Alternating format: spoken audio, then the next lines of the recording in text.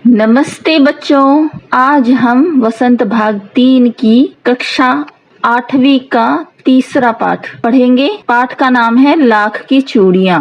इस पाठ के लेखक हैं कामता नाथ। इनका जन्म 22 सितंबर 1934 को हुआ और मृत्यु 7 दिसंबर 2012 को। इस पाठ के माध्यम से लेखक कहना चाह रहे हैं कि आधुनिक युग में मशीनीकरण का प्रभाव निरंतर बढ़ता जा रहा है, जिसके परिणाम स्वरूप छोटे उद्योग, हाथी के दांत से काम करने वाले कारीगर बेरोजगार होते जा रहे हैं। इसके पैतृक धंधे भी समाप्त होते जा रहे हैं। कुटीर उद्योग पर इसका काफी विपरीत प्रभाव पड़ रहा है। इस पाठ में लेखक ने अपने बचपन की कहानी बताई है। वे बचपन में प्रायः गर्मी की छुट्टियों में 1.5 महीने ननिहाल में जाकर रहते थे। लेखक के ननिहाल के गांव में एक बदलू नामक व्यक्ति था। लेखक को सारे गांव में बदलू सबसे अच्छा लगता था। उस गांव के सभी बच्चे उसे बदलू काका कहते थे, इसलिए लेखक भी उसे बदलू काका ही कहा करता था। लेखक जब बदलू के पास जाता था तो वह लेखक को लाख की रंग बिरंगी गोलियां बनाकर दिया करता था। बदलू काका नीम के पेड़ के नीचे बैठकर दहकती मिट्टी पर लाख पिघलाकर उसे चूड़ी का आकार देते थे। वह बेलन नुमा मुंगेरियों पर लाख को चढ़ाकर उसे चूड़ियों का आकार देता था और बाद में उन पर रंग करता था। वह बीच बीच में हुक्का पीता रहता था और वह बचपन में लेखक को लला कहकर पुकारता था और एक मचिया पर बिठा देता था और उस मचिए पर बैठकर लेखक उन बदलू काका को चूड़ियां बनाता हुआ देखा करता था। बदलू पेशे से मनिहार यानी चूड़ियां बनाने वाला था। उसकी बनाई चूड़ियां महिलाओं को बहुत पसंद आती थी। इन चूड़ियों की बिक्री काफी होती थी। बदलू इन चूड़ियों को पैसों के बदले में नहीं बेचता था, बल्कि चूड़ियों के बदले में उनसे कोई जो जरूरत की चीजें होती थी वो लेता था।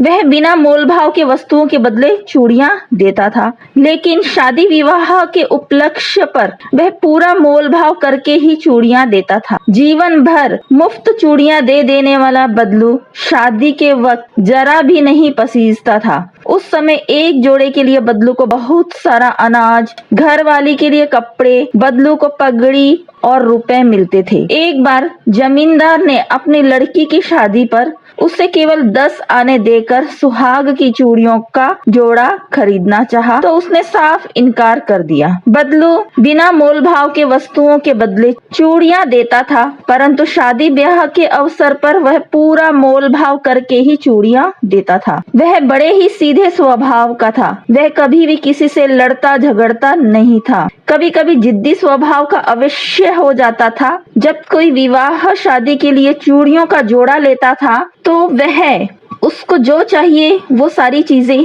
मांग लेता था। वह अत्यधिक स्वाभिमानी भी था, इसलिए जमींदार ने जब उससे पूरे पैसे या जो वस्तु मांगी थी वह नहीं दी थी तो उसने चूड़ियां देने से इनकार कर दिया। बदलू को कांच की चूड़ियों से चिढ़ थी। वह महिलाओं की कलाइयों पर कांच की चूड़ियां देखकर कुढ़ जाता था। इतने वर्षों बाद भी जब लेखक उससे मिलने गया तो उसने उसकी खातिरदारी में कोई कसर न छोड़ी। बचपन में तो वह उसके लिए विशेष रूप से मलाई बचाकर रखता था और रोज आम के सीजन में आम खाने को देता था। इस बीच लेखक 8-10 वर्षों तक मामा के गांव नहीं जा सका।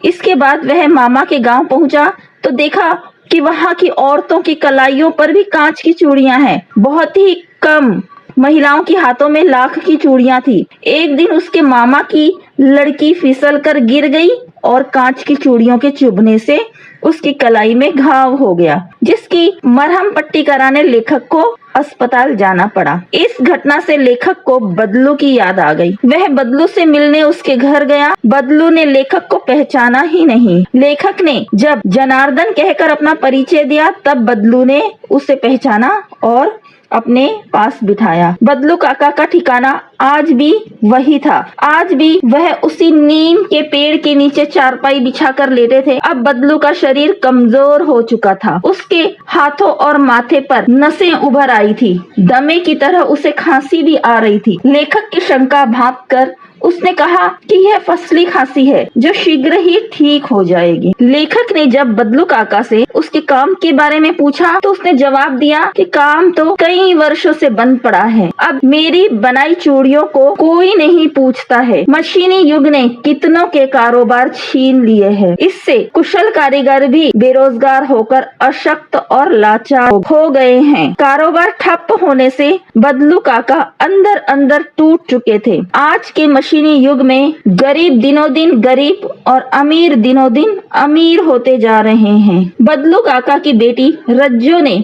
हथेली में लिए आम लेखक की ओर बढ़ाए तो लेखक भी उसकी गोरी गोरी कलाइयों पर लाख की चूड़ियां देखकर आश्चर्य में पड़ गया, क्योंकि वह चूड़ियां सुंदर लग रही थी। तभी बदलू काका बोल पड़े, मेरी बनाई अंतिम चूड़ियों का जोड़ा है। जमींदार की बहन के लिए बनाया था, लेकिन वे कम पैसे दे रहे थे, इसलिए मैंने नहीं दिया। इसके बाद लेखक ने उनसे गाय के बारे में पूछा तो बदलू काका ने बताया कि गाय को 2 साल पहले बेच दी, क्योंकि गाय को क्या खिलाता। लेखक को बदलू काका पर गर्व था कि हालातों ने उसे भले ही हरा दिया हो, लेकिन उसने अपने आप से हार नहीं मानी। उनका व्यक्तित्व कांच की चूड़ियों की भांति टूटने वाला नहीं है।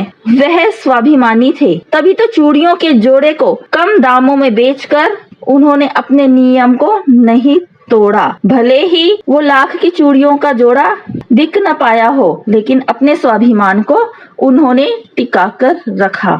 उम्मीद करती हूँ आपको यह पाठ अच्छी तरह से समझ में आ गया होगा। अब हम पाठ में आए कठिन शब्दों के अर्थ देखेंगे। सबसे पहला शब्द है लाख। लाख लाल रंग का एक पदार्थ होता है जिसे पिघलाकर लाख की चूड़ियां बनाई जाती है। चाव, चाव का अर्थ है शौक। ढेर सी का अर्थ है बहुत सी। चौखट, चौखट का अर्थ है दरवाजे पर लगी चौकोर लकड़ी। भट्टी, भट्टी का अर्थ है अंगीठी। सलाख, सलाख का अर्थ है छड़। मचिया, बैठने के लिए छोटी सी चारपाई। मनिहार, मनिहार का अर्थ है चूड़ियां बनाने अथवा बेचने वाला। पैतृक, पैतृक का अर्थ है पुश्तैनी या तो फिर पूर्वजों से संबंधित। खपत, खपत का अर्थ है मांग। चिड़, चिड़ का अर्थ है खींचना। कुड़, कुड़ का अर्थ है जलन या तो फिर ईर्ष्या। बहुधा, बहुधा का अर्थ है प्राय या फिर अक्सर। अवधि का अर्थ है समय। बिरले, बिरले का अर्थ है कम। स्मृति पटल, स्मृति पटल का अर्थ है मस्तिष्क या फिर दिमाग। अतीत, अतीत का अर्थ है बीते दिन। दृष्टि दौड़ाना, इसका अर्थ है कुछ ढूंढने का प्रयास करना। प्रचार, प्रचार का अर्थ है चलन में आना। फसली, फसली का अर्थ है मौसमी खांसी, जो सीजन के अनुसार होती है उसको कहते हैं फसली। व्यथा, व्यथा का अर्थ है पीड़ा। मुखादिब, मुखादिब का अर्थ है मुंह घुमाकर। सिंदूरी, सिंदूरी का अर्थ है लाल। फब, फब का अर्थ है प्रसन्नता या खुशी। अब हम इस पाठ के प्रश्नों के उत्तर देखेंगे। पहला प्रश्न है, बचपन में लेखक अपने मामा के गांव चाव से क्यों जाता था और बदलू को बदलू मामा न कहकर बदलू काका क्यों कहता था? इसका उत्तर इस तरह से लिख सकते हैं, बचपन में लेखक अपने मामा के गांव चाव से इसलिए जाता था क्योंकि लेखक के मामा के गांव में लाख की चूड़ियां बनाने वाला कारीगर बदलू रहता था। लेखक को बदलू काका से अत्यधिक लगाव था। रंग बिरंगी गोलियां देता था, इसलिए लेखक अपने मामा के गांव चाव से जाता था। गांव के सभी लोग बदलू को बदलू काका कहकर बुलाते थे, इस कारण लेखक भी बदलू मामा न कहकर बदलू काका कहता था। दूसरा प्रश्न है, वस्तु विनिमय क्या है? विनिमय की प्रचलित पद्धति क्या है? इसका उत्तर इस तरह से लिख सकते हैं, वस्तु विनिमय में एक वस्तु को दूसरी वस्तु देकर लिया जाता था। वस्तु के बदले वस्तु दी तथा ली जाती थी, किंतु अब मुद्रा के चलन के कारण वर्तमान परिवेश में वस्तु का लेन देन मुद्रा के द्वारा होता है।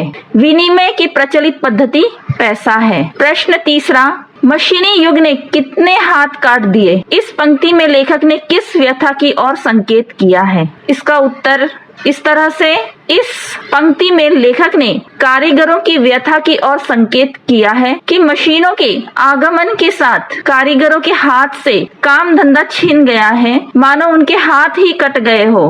उन कारीगरों का रोजगार इन पैतृक काम धंधों से ही चलता था। उसके अलावा उन्होंने कभी कुछ नहीं सीखा था। वे पीढ़ी दर पीढ़ी अपनी इस कला को बढ़ाते चले आ रहे हैं और साथ में रोजी रोटी भी चला रहे थे। परंतु मशीनी युग ने जहां उनकी रोजी रोटी पर वार किया है, मशीनों ने लोगों को बेरोजगार बना दिया है। प्रश्न चौथा, बदलू के मन में ऐसी कौन सी व्यथा थी जो लेखक से छिपी न रह सकी?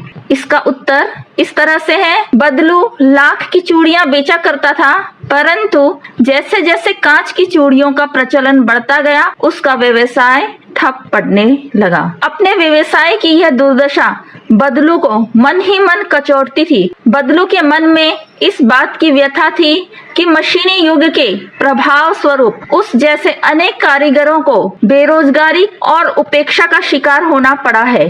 अब लोग कारीगरी की कद्र न करके दिखावटी चमक पर अधिक ध्यान देते हैं। यह व्यथा लेखक से छिपी न रह सकी। प्रश्न पांचवा, मशीनी युग से बदलू के जीवन में क्या बदलाव आया? इसका उत्तर है, मशीनी युग से बदलू के जीवन में यह बदलाव आया कि बदलू का व्यवसाय बंद हो गया, वह बेरोजगार हो गया। काम न करने से उसका शरीर भी ढल गया, उसके हाथों और माथे पर नसें उभर आई और वह बीमार रहने लगा।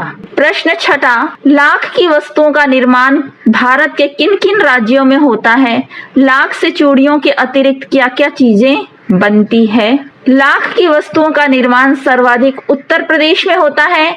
लाख से चूड़ियां, मूर्तियां, गोलियां तथा सजावट की वस्तुओं का निर्माण होता है।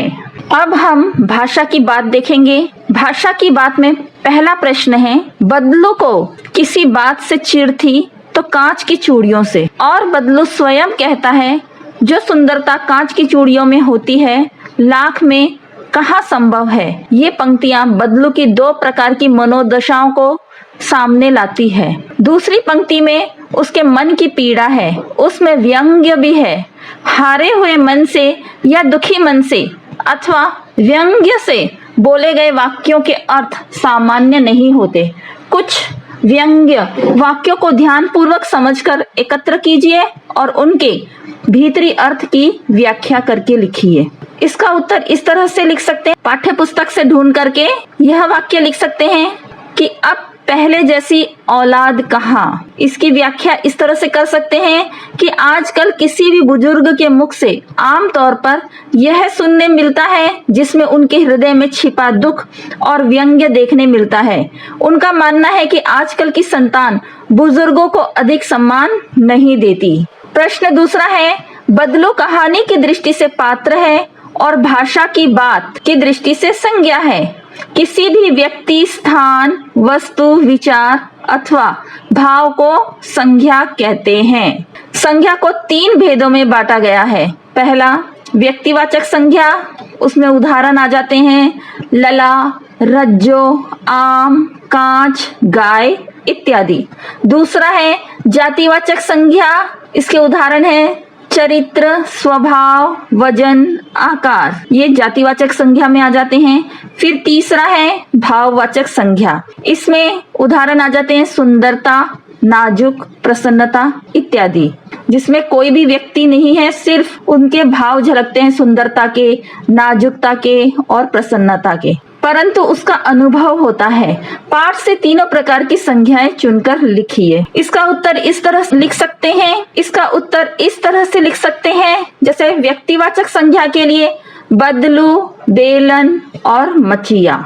जातिवाचक संज्ञा के लिए लिख सकते हैं आदमी, मकान और शहर। भाववाचक संज्ञा के लिए लिख सकते हैं स्वभाव, रुचि और व्यथा। तीसरा प्रश्न देखेंगे, गांव की बोली में कई शब्दों के उच्चारण बदल जाते हैं। कहानी में बदलू, वक्त, समय यह शब्द इस्तेमाल न करते हुए वक्त को बखत बोलते हैं, उम्र को उमर कहता है। इस तरह के अन्य शब्दों को खोजिए जिनके रूप में परिवर्तन हुआ हो, अर्थ में नहीं। तो इसका उत्तर इस तरह से लिख सकते हैं कि इंसान, इंसान का अर्थ मनुष्य, रंज, दुख को रंज भी बोल सकते हैं, और मायूसी को गम भी, जीवन को जिंदगी, और संतान को औलाद। तो इस तरह से भाषा की बात यहीं पे समाप्त होता है। उम्मीद करती हूँ कि आपको ये वीडियो समझ में आ गया होगा।